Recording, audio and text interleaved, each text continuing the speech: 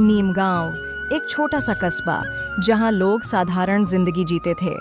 यहीं पर राहुल अपनी 11 साल की बेटी रीनव के साथ रहता था। उसकी पत्नी का कई साल पहले देहांत हो चुका था। राहुल की दुनिया सिर्फ रीना थी। वह एक फैक्ट्री में काम करता था और सीमित आय में अपनी बेटी की देखभाल करता था। हालांकि उसकी जिंदगी में एक बड़ा मोड़ तब आया जब उसकी फैक्ट्री अचानक बंद हो गई। राहुल के पास कोई और नौकरी नहीं थी और अचानक आय का स्रोत खत्म हो जाने से उसकी परेशानियां बढ़ गईं। पहले से ही मुश्किल से चल रहा घर अब और भी कठिनाइयों में घिर गया। लेकिन राहुल ने रीना को इस बारे में कुछ नहीं बताया। वह रोज सुबह नौकरी की तलाश में निकलता, दर दर भटकता और शाम को थका हारा घर लौट आता। एक दिन रीना ने चहकते हुए कहा, पापा, इस बार होली पर मुझे नए रंग और पिचकारी चाहिए। हाँ बेटा, जरूर रंग लाऊंगा और पिचकारी भी। पापा, मेरे सभी दोस्तों के पास रंग और पिचकारी है। वो मुझे चिढ़ाते हैं कि तुम तो गरीब हो, तू कहाँ से लाएगी रंग और पिचकारी। तो पापा, मुझे बहुत बुरा लगा। राहुल मुस्कुराया, लेकिन मन ही मन परेशान हो गया। वह जानता था कि उसके पास पैसे नहीं हैं। उसने सोचा कि कैसे वह अपनी बेटी की यह छोटी सी इच्छा पूरी कर पाएगा। अगले दिन राहुल जब बाजार में काम की तलाश में था तो उसकी नजर एक दुकान पर गई जहां रंग और पिचकारियां रखी थीं। वह रुका और उन्हें देखता रहा। देखते ही देखते होली तो आ ही गई। मैं कितना बदनसीब हूँ, अपनी बेटी के लिए रंग और पिचकारी खरीद नहीं पाऊंगा। मुझे घृणा है अपने आप पर। क्या यह दुकान का मालिक मुझे कोई काम दे पाएगा ताकि मैं अपने बच्ची के लिए रंग खरीद सकूं? तभी वह उस दुकान के पास जाता है। तभी दुकानदार ने उसे घूरते हुए कहा, क्या रंग और पिचकारी लेनी है क्या? कुछ चाहिए तो बता दो। राहुल ने हिम्मत जुटाकर कहा, नहीं मालिक, मुझे रंग और पिचकारी नहीं चाहिए। मालिक, क्या आपके यहाँ कोई काम है? मैं कुछ भी कर सकता हूँ, चाहे झाड़ू लगाना हो या फर्श साफ करना। मैं बदले में बस थोड़े से रंग और पिचकारी चाहता हूँ।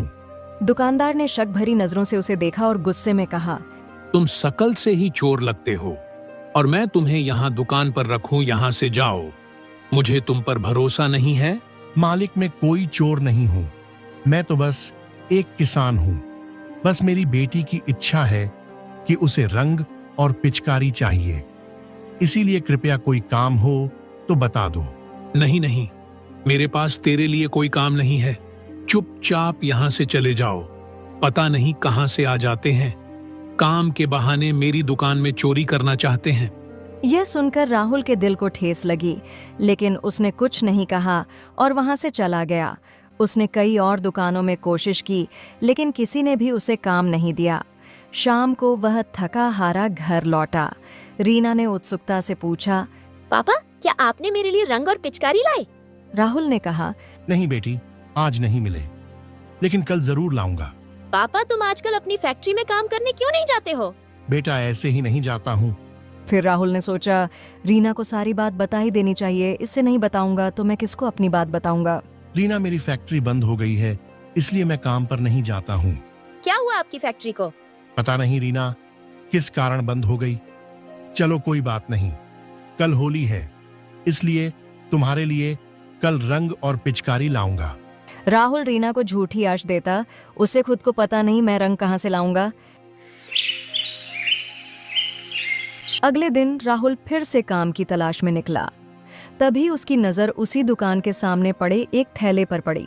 उसने देखा कि उसमें पैसे भरे हुए थे। राहुल सोचने लगा, बाप रे, इतने सारे पैसे, इसमें तो मेरी जिंदगी संवार जाएगी। अगर ये पैसे मैं रख लूं तो रीना के लिए रंग और पिचकारी खरीद सकता हूँ और कुछ दिनों तक खाने का भी इंतजाम हो जाएगा। लेकिन फिर उसके अंदर की ईमानदारी जागी। उसने सोचा, नहीं नहीं, मुझे पैसे नहीं लेना चाहिए। पता नहीं यह सेठ किसी मुसीबत में होगा, इसलिए मुझे यह पैसे लौटा देना ही चाहिए। यह मेरा फर्ज है। फिर उसके पास एक दुकान थी, वहां गया।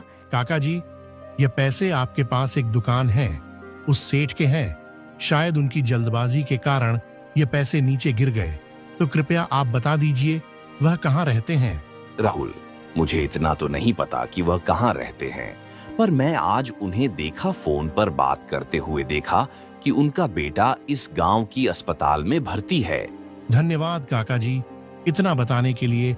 मैं अभी जाकर उनका यह पैसा लौटा देता हूँ। पर रामू, मेरी बात ध्यान से सुनो, यह पैसे तुम रख लो। वैसे ही तुम्हें काम की तलाश थी और पैसों की, इसलिए यह तुम रख लो। वह तो सेठ आदमी है और पैसे कमा लेगा, तुम कहां से लाओगे? नहीं काका जी, यह उनकी मेहनत की कमाई है। मेरा कोई हक नहीं है इस पैसों पर, इसलिए उनके पैसे लौटाना ही उचित होगा। देखो रामू, इतना शरीफ होना भी उचित नहीं है। ये पैसे तुम्हें मिले हैं तो तुम रख लो ना, इसमें कौन सी बड़ी बात है।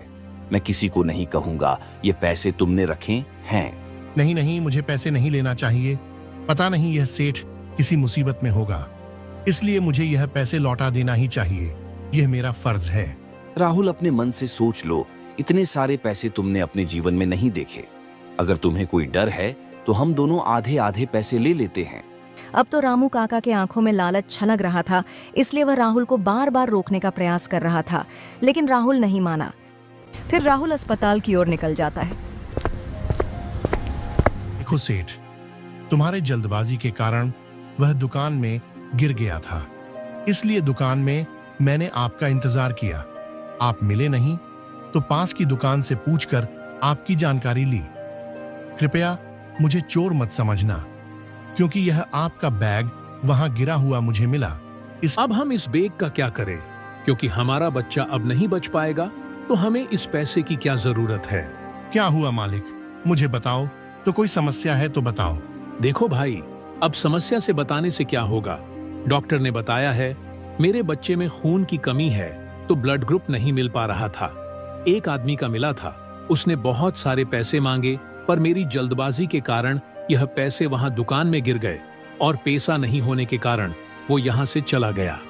राहुल ने तुरंत कहा, देखो मालिक, मेरा ब्लड ग्रुप आपके बच्चे से मिलता है, तो आप मेरे से खून ले लो। ठीक है भाई, तुम कितने पैसे लोगे? मैं पैसा नहीं लूंगा, बस आपके बच्चे की जान बच जाए, वही मेरे लिए पैसा है। फिर राहुल ने अपना खून दिया। अगर राहुल ना होता तो तुम्हारा बच्चा आज नहीं बच पाता, क्योंकि इसे तो बहुत ही ज्यादा खून की कमी थी। ठीक है, मैं अभी जा रहा हूं, दूसरा कोई मरीज आया है। राहुल, तुम्हारा यह आभार मैं कैसे व्यक्त करूं? मुझे तो अपने आप पर गुस्सा आ रहा है कि मैंने उस दिन न जाने तुम्हें क्या क्या कहा।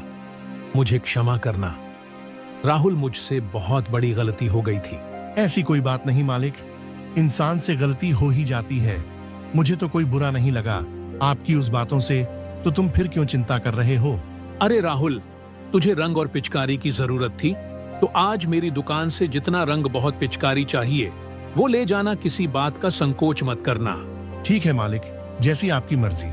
हाँ राहुल, कल से तुम मेरी दुकान में काम करोगे और जितना भी सामान चाहिए वह ले जाना। उसका पैसा देने की कोई जरूरत नहीं है। आज से दुकान वो तुम्हारी है। क्या सचमुच मालिक तुम मुझे अपनी दुकान में रखोगे? हाँ राहुल, मैं अपनी दुकान में तुझे काम पर रखूंगा और तेरे लिए सारा सामान मुफ्त है। धन्यवाद मालिक। फिर राहुल घर आ जाता है। रीना ने राहुल से पूछा, क्या पापा आप मेरे लिए रंग लाए हो? हाँ रीना, मैं तुम्हारे लिए रंग और पिचकारी लाया हूँ। पापा, आपने सच में मेरे लिए रंग और पिचकारी लाए? क्या आपको नौकरी मिल गई? हाँ बेटा, मुझे नौकरी मिल गई। भगवान ने हमारी सुन ली। अब हम अच्छे दिन देखेंगे। रीना खुशी खुशी अपने दोस्तों के साथ होली खेलने लग गई। यह कहानी हमें यह सिखाती है कि ईमानदारी और मेहनत कभी बेकार नहीं जाती। राहुल ने कठिन समय में भी गलत रास्ता नहीं अपनाया और उसकी ईमानदारी ने न सिर्फ उसे नौकरी दिलाई बल्कि एक बच्चे की जान भी बचाई। जब हम सच्चाई और ईमानदारी के रास्ते पर चलते हैं तो भगवान भी हमारी मदद करते हैं। आप सभी को होली की हार्दिक शुभकामनाएं। अगर आपको हमारा ये वीडियो अच्छा लगा है तो लाइक, कमेंट और सब्सक्राइब करना ना भूले। फिर एक बार हैप्पी होली।